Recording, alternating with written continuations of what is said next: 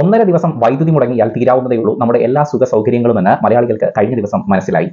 മെഴുകുതിരി, വെള്ളം കോരാനുള്ള തൊട്ടി, കയർ, മുളക് ഇടിച്ചുള്ള ചമ്മന്തി ഉണ്ടാക്കാൻ ഉള്ളിയൊക്കെ ചതയ്ക്കാനായിട്ട് അമ്മിക്കല്ല്, ഇതൊക്കെ വിൽക്കുന്ന കേന്ദ്രങ്ങളിൽ വൻ തിരക്കായിരുന്നു. ഈ വക സാധനങ്ങൾക്ക് ഭയങ്കര ഡിമാൻഡായിരുന്നു.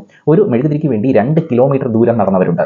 പേമാരിയിലും ചുഴലിക്കാറ്റിലും വൻ മരങ്ങൾ കടപുഴകി വൈദ്യുതി ബന്ധം വിച്ഛേദിക്കപ്പെട്ടതാണ് ഇതിന് കാരണം. 3 ദിവസം കഴിഞ്ഞിട്ടും പല സ്ഥലങ്ങളിലും വൈദ്യുതി ബന്ധം പുനഃസ്ഥാപിക്കാനായിട്ടില്ല. സോളാറും ഇൻവെർട്ടറും എല്ലാം പണിമുടക്കി. വെള്ളം തീർന്നതോടുകൂടിയാണ് കിണർ തുറക്കേണ്ട അവസ്ഥയെത്തിയത്. കിണർ തുറന്നപ്പോഴോ തൊട്ടിയും കയറിനും ഒക്കെ ആയിട്ട് തിരയേണ്ടി വന്നു.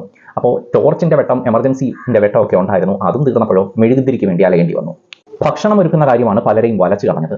ചോറിനൊപ്പം അല്പം ഉള്ളിയും മുളകും ഒക്കെ ചതച്ച ചമ്മന്തി ഉണ്ടെങ്കിലും വയർ നിറച്ച് കഴിക്കാം എന്ന് മറന്ന മലയാളി മിക്സി വന്നപ്പോൾ എടുത്ത് കളഞ്ഞ അരകല്ലൊക്കെ പൊടി തട്ടിയെടുത്തു. എല്ലാം പ്രകൃതിയുടെ കാരുണ്യത്താലാണ് എന്ന് നമ്മൾ ആരും പറയാതെ തന്നെ തിരിച്ചറിഞ്ഞു. മതിൽക്കെട്ടിനകത്തൊക്കെ ഒതുങ്ങിപ്പോയവർ അയൽപ്പക്കത്തൊക്കെ പോകുന്ന കാഴ്ചകളും കാണാമായിരുന്നു.